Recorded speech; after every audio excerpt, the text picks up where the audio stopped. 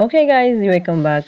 So in today's tutorial I'm going to show you how to set up NodePay Chrome extension on your desktop as a newbie. Some of you know how to do it, but I'm going to show some that may have forget or you don't know how to do it. So I'm going to show you my system now for you to know how to set up, and you'll be able to find your NodePay easily on your desktop. So I'm going to open my camera and I'm going to show you my system, and this is it. Now this is your this is your, you can see these are dashboard. These are dashboard. So the next thing you need to do is open your new tab.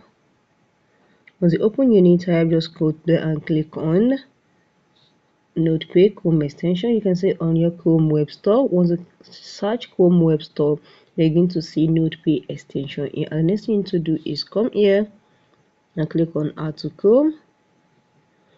Once you click on Add to Chrome, you can see Add NodePay extension. Let me show you. Just click on Add extension.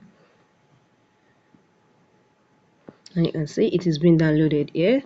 You can see it's been downloaded. You can see adding to Chrome. Click done, and this is it. It has automatically added to your extension.